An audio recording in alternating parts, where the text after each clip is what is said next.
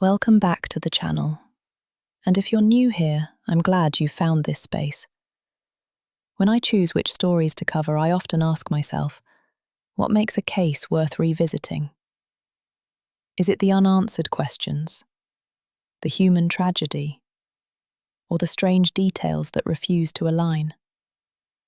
The case we're about to enter combines all of these. For weeks it has stayed with me.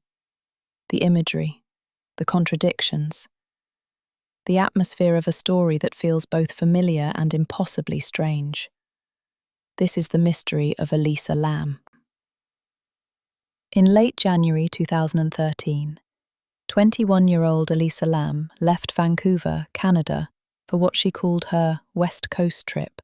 She was the daughter of immigrants from Hong Kong, a student at the University of British Columbia, and someone who chronicled her thoughts and struggles with remarkable honesty online. On her Tumblr blog, Nouvelle Nouveau, Elisa often wrote about fashion, books, her favourite bands, but also about her battle with depression and bipolar disorder. In one entry, she admitted, "You're always haunted by the idea that you're wasting your life." For many of her followers, she seemed like a young woman searching for her place in the world, fighting to balance vulnerability and independence. Her itinerary was modest: San Diego, Los Angeles, then north towards Santa Cruz. She travelled by bus and train, carrying her belongings in 2 heavy bags. To her parents, she promised she would call every single day.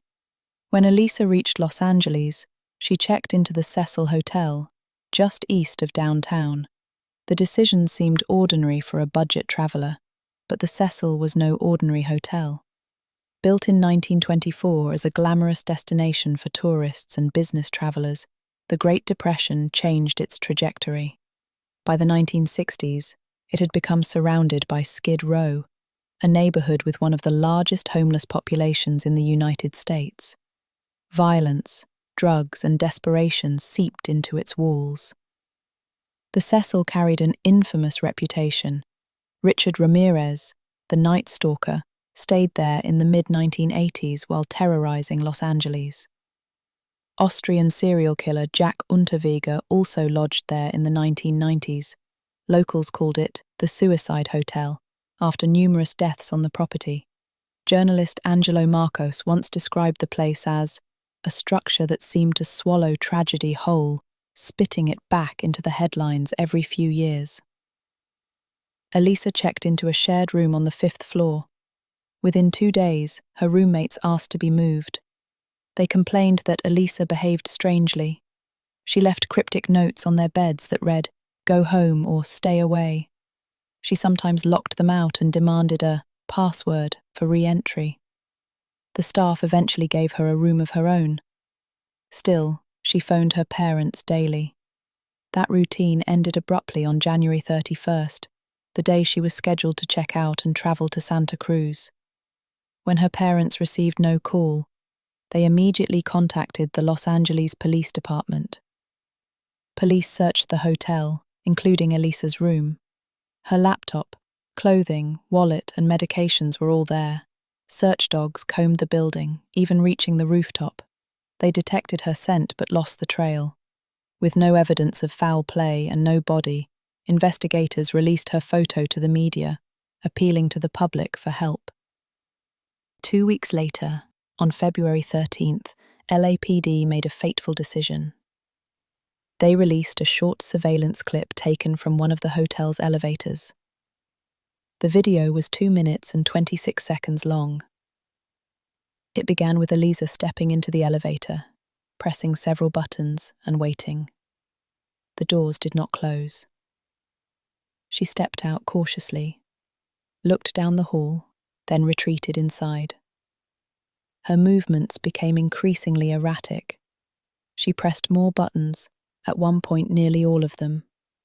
She peered out again, darted back in, then hid against the control panel. Her hands made wide, unusual gestures, twisting and floating as though she were speaking to someone unseen. Finally, she walked out of frame. The elevator doors closed only after she was gone. The footage went viral almost immediately. On Reddit, users debated whether the video had been edited. One commenter wrote, "About 54 to 55 seconds appear to be missing, and the timestamp is blurred out, like someone wanted to hide what happened in the hallway." Others suggested she was speaking to another person who had been cropped from the frame. Still others saw in her movements signs of psychosis. "Psychomotor agitation," wrote one true crime blogger. Purposeless movements of the hands and arms, often seen in manic episodes. But more sinister theories took hold as well. Some believed Elisa was playing the so-called elevator game, a South Korean urban legend in which a rider presses buttons in a sequence to open a door to another dimension. Others insisted she was stalked by a killer or possessed by a demonic force. The video's eerie quality, combined with the Cecil's grim reputation, proved irresistible to internet sleuths.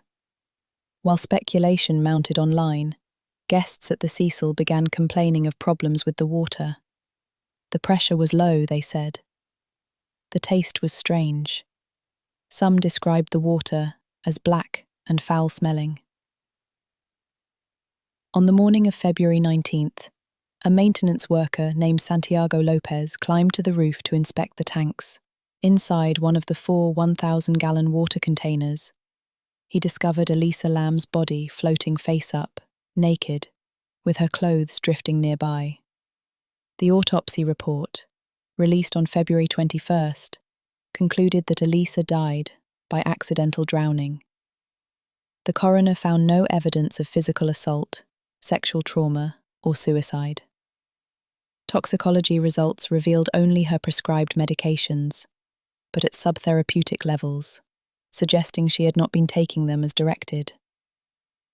That detail fueled the official conclusion. She experienced a psychotic episode related to her bipolar disorder, climbed into the tank, and drowned. The news horrified the public. For nearly 3 weeks, guests had been drinking and bathing in contaminated water. Television crews swarmed the hotel. Investigators reconstructed how she might have reached the rooftop. Though doors were locked and alarmed, the fire escape provided access. Police dogs had in fact traced her scent to a window that led directly to it. When Lopez discovered her, the tank's hatch was open, not sealed, countering the viral claim that she could not have entered alone. For law enforcement, the case was closed. There was no evidence of homicide, no suspects, no signs of conspiracy. Yet doubts remained. Forensic pathologists questioned details of the autopsy. Some noted rectal prolapse and subcutaneous bleeding that might indicate sexual assault, though others argued these were consistent with decomposition in water. The edited appearance of the elevator video, the blurred timestamp, the missing frames, fueled suspicion that police withheld evidence.